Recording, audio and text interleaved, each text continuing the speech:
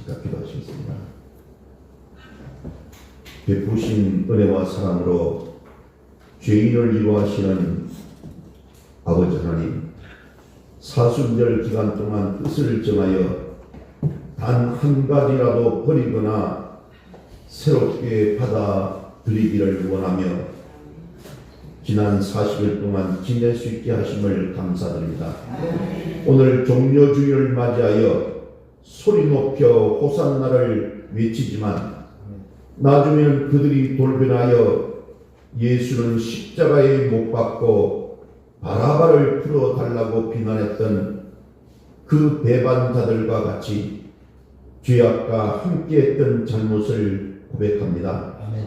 고난주간 하루하루를 말씀을 따라 주님과 동행하기를 원하오니 깨닫는 은혜를 더하여 주시옵소서. 때로는 주님처럼 침묵하고 주님처럼 항변하며 주님처럼 찬송을 부르며 자유함을 얻을 수 있게 하여 주옵소서. 고난이 없이는 멸류관이 없다는 말과 같이 고난 속에서 오히려 단련받아 순금같이 되어 나와 부활에 이르는 복을 베풀어 주시기를 원합니다. 큰 평안과 사랑으로 성도들 한 사람 한 사람을 치유하시고 강건하게 하시어서 세상을 이기며 병마를 이기며 살아갈 수 있게 하여 주시옵소서.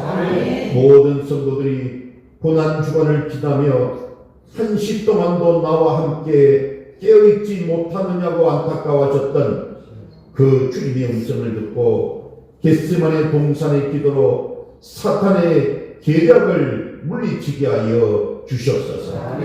오늘 주님 앞에 나와서 머리 숙인 성도들 한 사람 한 사람 기억하여 주시옵고 저들의 가정과 자녀 위에도 일터와 사업장 위에도 주님의 놀라우신 은혜가 임하게 하여 주시옵소서. 감사드리옵고 예수님 이름으로 기도드리옵나이다. 아멘. 아멘. 할렐루야. 아멘. 주 안에서 평안하셨습니까? 아멘. 네, 이제 봄이 확실히 온 것 같습니다.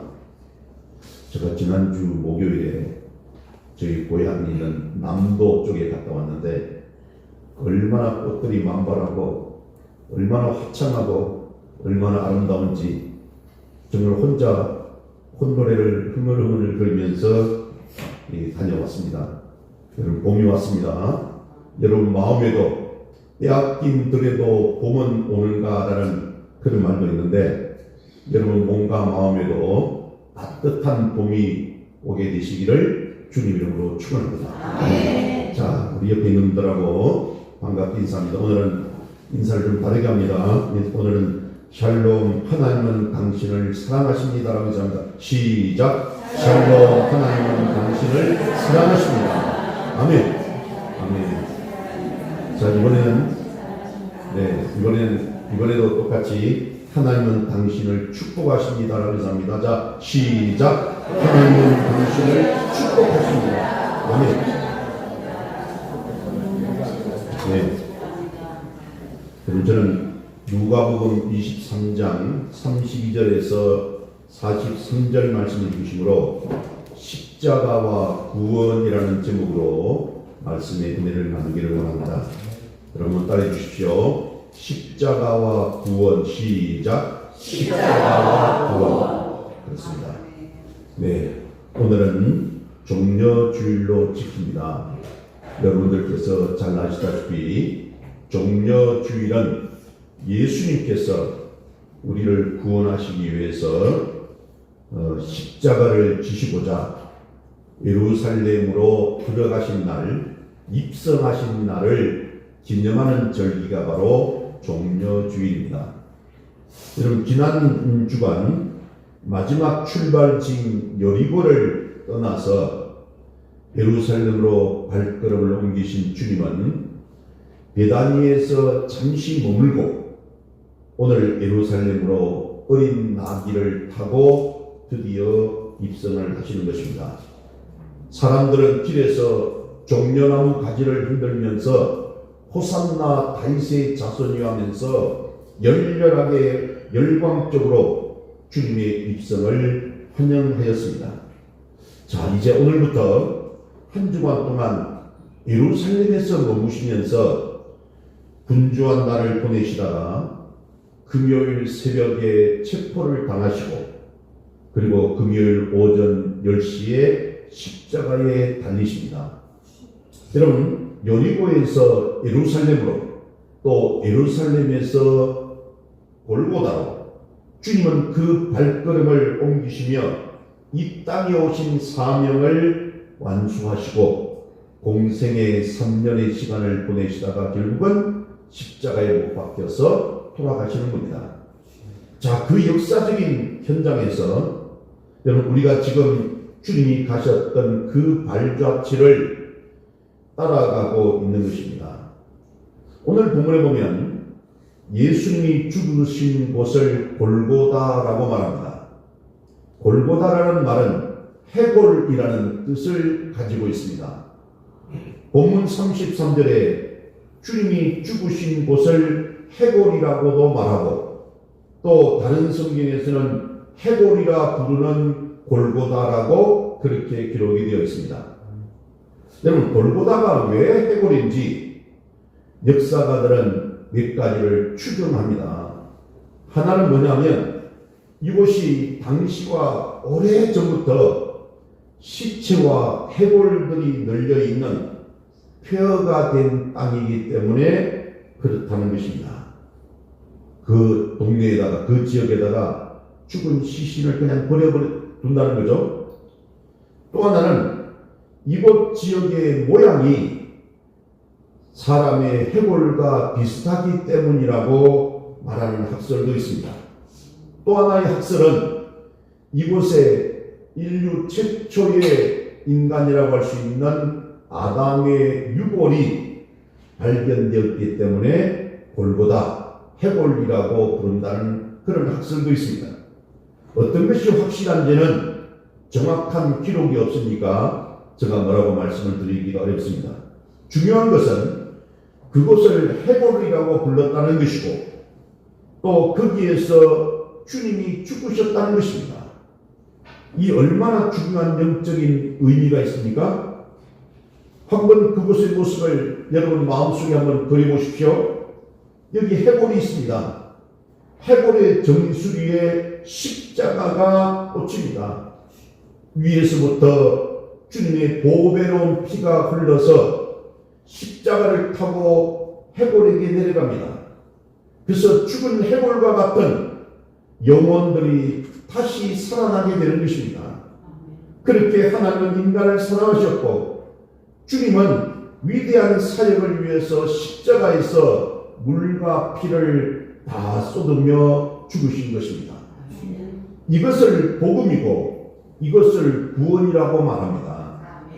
이렇게 우리의 구원은 완성된 것이고 그 구원은 참으로 위대하고 놀라운 것입니다. 여러분, 그래서 오늘 본문을 통해서 과연 그것이 무엇인가 구원에 관한 교훈을 살펴보려고 합니다. 자, 첫째, 구원은 전적인 하나님의 은혜라는 것이에요. 전적인 하나님의 은혜다. 여러분, 본문에 보면 예수님이 십자가를 지실 때에 좌우편에 있던 우리 누가복음에는 행악자라고 표현했는데 다른 복음서에서는 다 강도라고 표현합니다. 어쨌든 이 행악자 강도에 관한 이야기죠. 두 강도 중에 한 강도는 주님을 비방하며 조롱했습니다. 그러나 다른 강도는 본문 42절에서 주님께 이렇게 말합니다. 한 번 더 읽어보겠습니다. 자, 본문 누가복음 23장 42절. 자, 시작. 이르되 예수여 당신의 나라에 임하실 때에 나라를 데려가소서. 아멘. 당신의 나라에 임하실 때에 나를 기억하소서. 나를 생각하소서. 여러분, 그 본문 43절에 보면 이런 말씀이 있습니다. 43절. 이 중요한 말씀이에요. 자, 같이 읽겠습니다. 시작. 예수께서 이르시되 내가 진실로 내게 이르노니 오늘 내가 나와 함께 낙원에 있으리라 하십니다. 아멘. 아니, 그 강 하나가 주님 나라에 임하실 때에 나를 기억하소서라 하니까 주님께서 내가 진실로 내게 이르노니 오늘 네가 나와 함께 낙원에 있으리라라고 하시면서 주님이 가시는 곳, 주님이 머무는 천국으로 그를 이끌어 주셨습니다. 여러분, 그가 여기에서, 이 강도가 여기에서 십자가에서 극적으로 구원을 받은 것이에요. 이것이 오늘 본문의 주요 내용입니다. 그런데 생각해 보십시오. 이 행악자 강도가 지금 한 것은 아무것도 없습니다. 오직 당신의 나라에 임할 때에 나를 기억해 달라고 하는 말만 했을 뿐이지 그가 구원을 위해서 노력한 것이나 수고한 것이 전혀 없습니다. 그가 선행을 한 것도 아니고 착하게 산 것도 아니고 무슨 업적과 공로를 남긴 것도 더더욱 아닙니다. 주를 위해 또는 다른 사람을 위해서 좋은 일을 하는 것이 전혀 없습니다. 그래요, 이게 구원이라는 거예요. 노력해서 수고해서 무슨 공로를 받는 것이 아닙니다. 오직 주님의 은혜와 주님의 사랑으로 우리는 구원을 받는 줄로 믿으시기를 바랍니다. 에베소서 2장 8절에 이렇게 구원을 강조해요. 자, 이 말씀도 같이 읽어봅니다. 자, 시작. 너희는 그 은혜에 의하여 믿음으로 말미암아 구원을 받았으니 이것은 너희에게 난 것이 아니요 하나님의 선물이라. 아멘. 그렇습니다. 여러분, 말 그대로 이것은 행위에서 난 것이 아니기 때문에 어디 가서 내가 자랑할 수도 없고 그것이 구원의 조건이 되지도 못한다는 것이에요.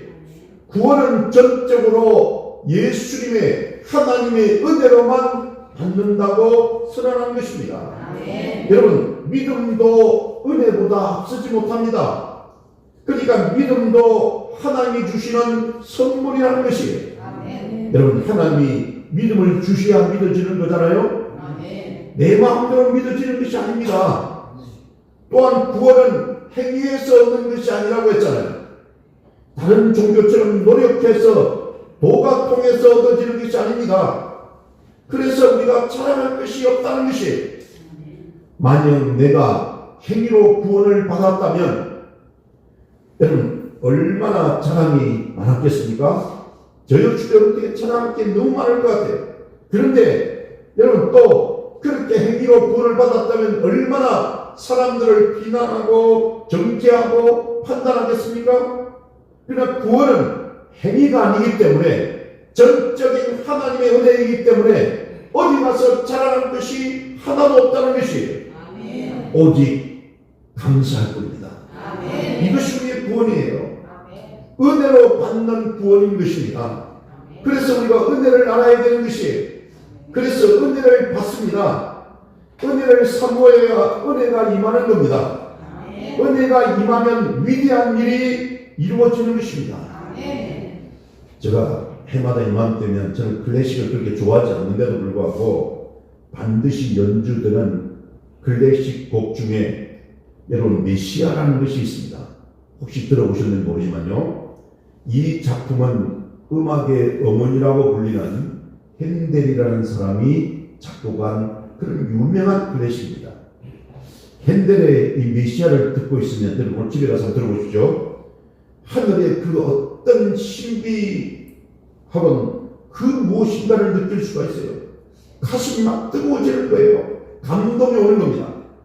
근데 왜 그 핸델의 메시아를 들으면 이런 그런 힘이 있을까요? 그 음악 작품 속에 놀라운 구원과 넘치는 하나님의 은혜가 임했기 때문입니다. 이 곡을 만들 당시 핸델은 큰 시리에 빠져 있었습니다. 핸델을 시기하는 사람들로 그의 음악 인생의 위기가 찾아온 것이에요. 근데 핸델은 신앙이 깊은 어떤 지인으로부터 주님께서도 버림받아서 십자가에 못 박혀 돌아가셨고 하나님이 부활시켜서 만왕의 왕이 되셨습니다. 주님을 본받아서 지금의 고난에 좌절하지 말고 일어서십시오라고 그리고 힘을 내주라고 그렇게 하는 격려의 편지와 함께 메시아의 대보를 받았습니다. 예수님의 생애를 성경적으로 또 상징적으로 보여주는 그 대보를 읽으면서 그런 크다란 감동을 받았습니다. 특히 십자가에서 수단을 당하신 그 주님의 고통 앞에 눈물과 통곡을 흘리면서 지난날의 자신의 죄를 회개할 때에 큰 은혜와 구원이 임하게 된 것입니다. 그때부터 현대는 23일 동안 거의 식음을 전폐하고 곡을 쓰기 시작했습니다.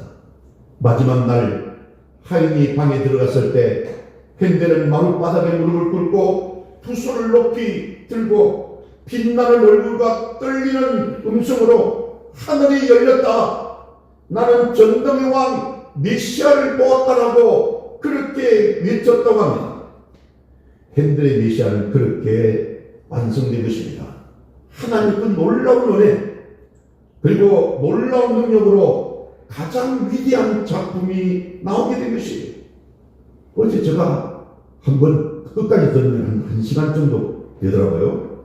그걸 2번 듣는데 얼마나 감동이 오는지, 아니면 현대의 서곡만 거기 있는 이 메시아 서곡만 들어도 정말 가슴이 막 이렇게 감동입니다. 그렇습니다. 여러분, 구원은 은혜로 주어지고 오직 하나님의 선물이라는 것을 믿으시기 바랍니다. 그래서 우리가 자랑할 것이 없는 것이에요. 하나님이 은혜를 주시면 위대한 일이 일어나는 것입니다. 은혜를 사모하고 은혜를 받아 여러분의 삶에 크고 위대한 일을 경험하시고 이루시기를 축복합니다. 자, 그렇습니다. 구원은 첫 번째 뭐라고요? 전적인 하나님의 은혜라는 것이에요. 두 번째, 구원은 철저히 개인적이라는 것입니다. 골고다 현장에는 많은 사람들이 있었습니다. 주님을 비방하기로 말하면 여기 강도 못지않는 사람들이 있었습니다. 십자가에서도 해막자 두 강도가 주님 좌우에 그렇게 있었습니다. 주님이 십자가에서 고개를 하늘로 향하신 것을 제외하면 모두 어디엔가 시선을 두고 계셨을 것입니다. 점점 십자가에 못이 박혀서 죽어가면서 점점 정신이 혼미해지는 그 순간에도 거기 모인 많은 사람들을 생각했다고 했습니다. 그들을 불쌍히 여기고 그들을 사랑하고 용서하고 품어주셨어요. 그들을 위해서 간절히 기도하셨습니다. 아버지 하나님, 저들은 잘 알지 못합니다. 저들을 용서하여 주옵소서 하고 그렇게 기도하죠. 근데 놀라운 것은 구원을 위해서는 오직 오른편에 있는 행악자 강도에게만 향하셨어요. 그리고 이렇게 말씀하십니다. 읽어봤지만 오늘 네가 나와 함께 낙원에 있으리라 하고 했어요. 분명히 그 사람을 향하여 말씀하시고 네가라는 그 사람을 지목하여 낙원으로 천국으로 그를 이끌었다는 것이, 이것이 구원입니다. 구원은 철저히 개인적이라는 것이에요. 오직 나를 향한 하나님의 은혜인 것입니다. 우리가 그렇게 구원받는 것이에요. 요한복음 10장에 보면 주님은 양과 목자의 비유를 통해서 이것을 확인시켜 주셨습니다. 주님은 요한복음 10장 1절에서 3절 말씀을 통해서 이렇게 말씀하십니다. 우리 1절부터 3절까지 좀 길지만 읽어봅니다. 자, 시작. 내가 진실로 진실로 너희에게 이르노니 문을 통하여 양의 귀에 들어가지 아니하고 다른 데로 넘어가는 자는 절도며 강도요, 문으로 들어가는 이는 양의 목자라. 움직이는 그를 위하여 문을 열고 양은 그의 음성을 듣나니 그가 자기 양의 이름을 각각 불러 인도하여 내느니라. 아멘. 여러분, 여기 보면 주님은 목자로서 양을 불러내는데 떼거리로 부른다고 했어요? 아니면 뭐라고 했어요? 그렇습니다. 각각 불러 인도하여 낸다고 했습니다. 영어로는 원 바이 원입니다. 하나씩, 한 사람씩이라는 것이에요. 얼마나 있든지 상관하지 않고 오직 한 사람 한 사람 한 영혼 한 영혼을 불러낸다는 것이 이것이 구원이에요. 요한복음 1장 12절 13절에도 이렇게 말합니다. 이 말씀 읽어보겠습니다. 자, 12절 13절 자 시작. 영접하는 자 곧 그 이름을 믿는 자들에게는 하나님의 자녀가 되는 권세를 주셨으니 이는 혈통으로나 육정으로나 사람의 뜻으로 나는 게 아니라고 오직 하나님께로부터 나는 자들이니라. 아멘. 구원은 혈통으로 되는 것이 아니라고 했습니다. 사람의 의지나 결정으로 되는 것도 아니에요. 여러분, 남편이나 아내를 따라다닌다고 구원이 임하지 않는 것입니다. 부모가 잘 믿는다고 덩달아 내가 천국 가는 것이 아니에요. 친구 따라 강남 가듯이 그렇게 얻어지는 것도 아닙니다. 많이 사면 하나 더 주는 그런 장사 속으로 이루어지는 것도 아닙니다. 물론 좋은 영향을 줄 수 있죠.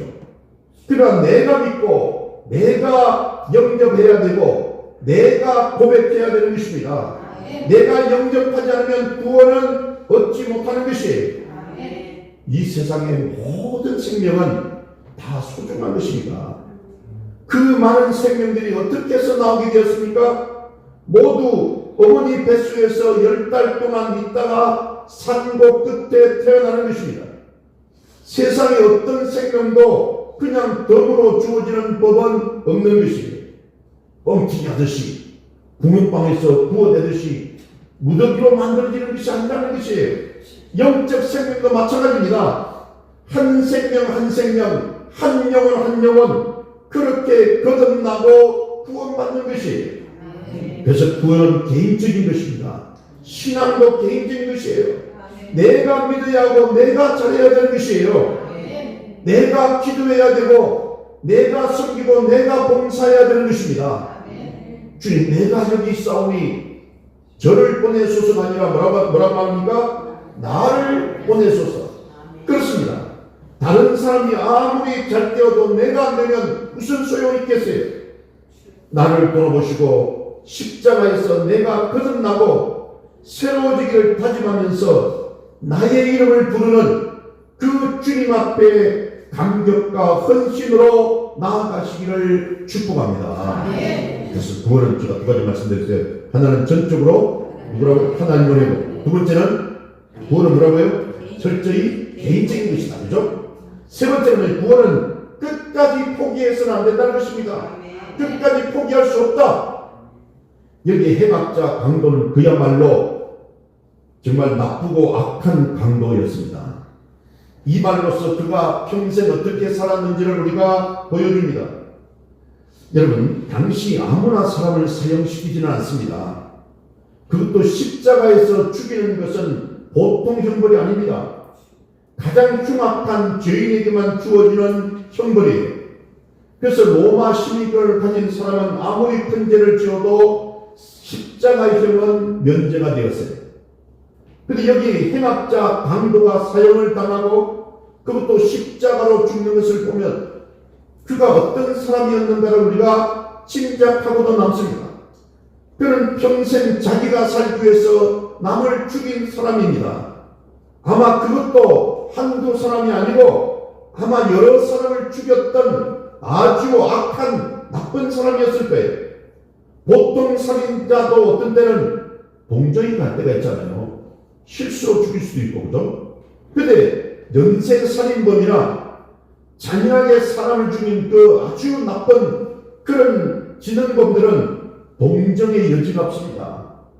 이런 사람은 인간 쓰레기라 해서 빨리 처리하고 싶은 것이 우리 모두의 마음이에요.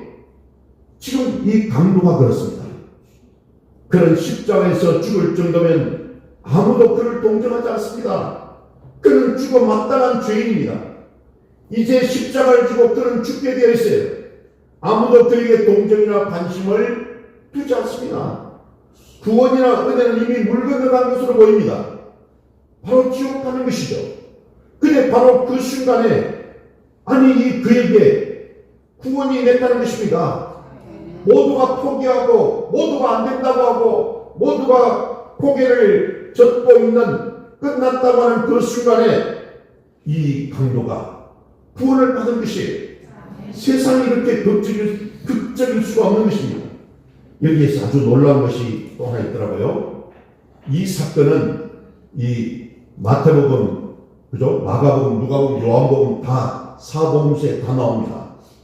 그런데 요한복음에는 주님이 십자가를 지실 때 좌우편, 그러니까 예수를 포함한 3명이 십자가의 형벌을 받았다고 분명하게 못을 받고 있습니다. 당시 오직 주님 외에 2명이만이 있었다는 것입니다. 그런데 이 사건을 자세하게 다루고 있는 것이 오늘 본문인 누가복음인데, 다시 말해 마태복음과 누가복음에서는 조금 다르게 말하는 것을 우리가 봅니다. 이것을 우리 한번 유의해서 볼 필요가 있어요. 마태복음에서는 어떻게 말하는지 보십시오. 마태복음 27장 44절입니다. 자, 우리 짧으니까 자, 시작. 함께 십자가에 못 박힌 강도들도 이와 같이 쫓아가라. 아멘. 여러분들 보니까 함께 십자가에 못 박힌 강도 뭐라고 했어요? 들도. 이게 복수입니다. 그죠? 마가복음도 동일하게 말합니다. 누가복음과 다르지 않습니까?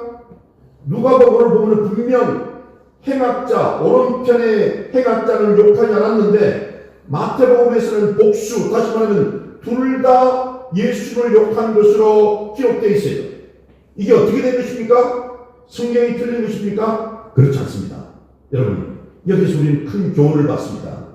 그러니까 오른편 행악자 강도도 처음에는 똑같이 둘 다 주님을 욕하고 비방했다는 것이에요. 그다음 마지막 최후 불과 얼마 남지 않는 그 순간에 하나님의 은혜가 임하여 믿음을 고백해서 구원을 받은 것입니다. 아멘. 여기 이 사람은 평생 강도짓을 하여서 사람들의 시선에서 멀어지고 이제 십자가를 지고 죽는데도 아직 정신을 못 차리고 있습니다. 그러나 아마 조그만 동정이라도 주고 싶던 사람마저 마음에서 멀어져 버렸을 것 아니겠습니까? 그래, 저런 사람은 빨리 사형시키는 게 낫다라고 그렇게 말했을 것입니다. 저런 사람에게 무슨 구원, 무슨 은혜가 필요하겠냐는 것이에요. 다 적고 다 관심에서 멀어지고 다 포기한 그 순간에 그에게, 이 행악자 그 강도에게 커다란 은혜가 임하게 되는 것이에요. 여기 행악자 강도에게 임한 구원은 바로 이렇게 해서 얻어졌다는 것을 여러분 기억하십시오. 구원은요, 마지막까지 포기할 수 없는 것입니다. 모두가 끝났다, 안 된다, 포기를 젓는 그 순간에도 하나님의 은혜는 기적적으로, 극적으로 임하는 것이에요.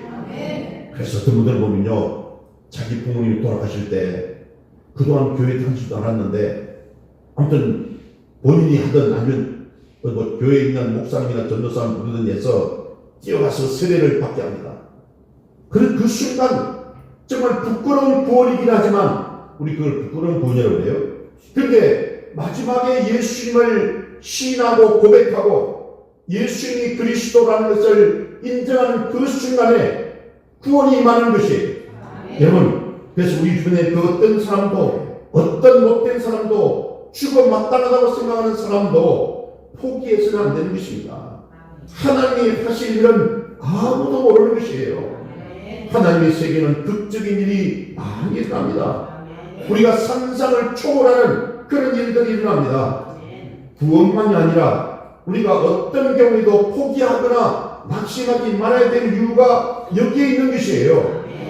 어떤 분은 병원에서 3개월밖에 못 산다고 했는데 지금 10년 넘게 살고 있습니다.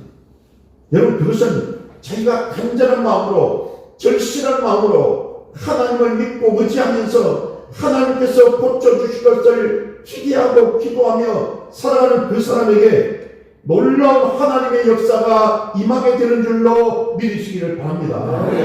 우리 삶에 힘들다고 여러분 낙심하지 마십시오. 절망하지 마십시오. 끝났다고 난정하지 말아야 되는 것입니다. 우리 믿음을 가진 사람에게는 언제나 희망이 있는 것입니다. 소망이 있는 것이에요. 우리가 끝나도 하나님이 끝나지 않으면 아직 끝나지 않은 것입니다. 여러분, 포기라고 하는 말은 큰 죄입니다. 포기라는 말은 아예 입 밖에 꺼내지도 말아야 되는 것이에요. 그래서 유명한 처칠이 그런 말 했다고 그러잖아요. 네버 네버 네버 기부인, 이 말은 결코 포기하지 말라고 했어요.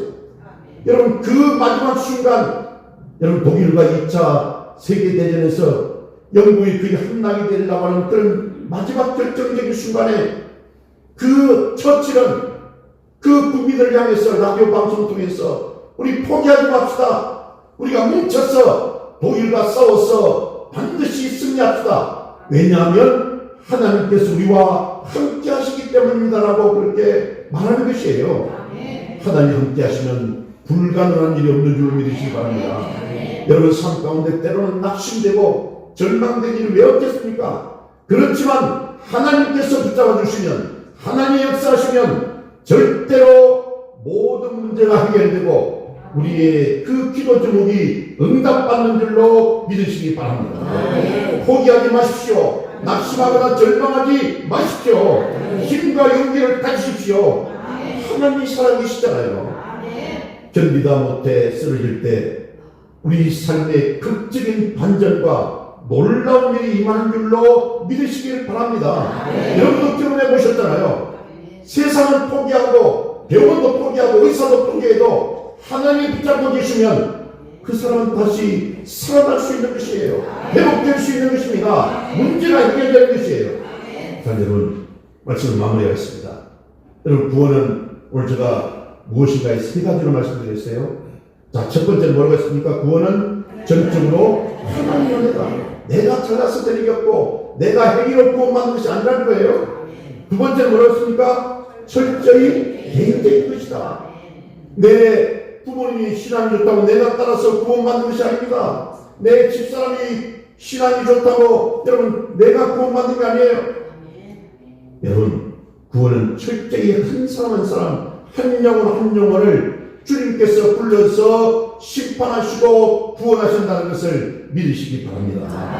그 세 번째 뭐라고 했으니 구원은 끝까지 포기할 수 없는 것이다. 그죠? 절대 우리는 포기해서도 안 되는 것입니다. 구원만이 아니라 하나님이 하시는 일은 모두가 우리를 놀라게 합니다. 그래서 기적이 일어나고 역사가 일어나는 것입니다. 이러한 믿음을 붙게 하시고 우리 모두 십자가로 가까이 다가가는 귀하고 소중한 한 주간이 되시기를 주님 이름으로 축원합니다. 아멘. 기도하십니다. 좋으신 하나님, 참으로 감사합니다. 구원은 전적으로 하나님의 크신 은혜이고 구원은 철저히 개인적인 것이고 구원은 끝까지 포기할 수 없는 것이라고 했습니다. 우리 모두 이 믿음을 굳게 하시고 십자가로 가까이 가는 고난 주간 한 주간이 될 수 있도록 주님 붙잡아 주시고 우리 성도님들 축복하여 주시옵소서. 예수 주님 이름으로 기도드리옵나이다. 아멘.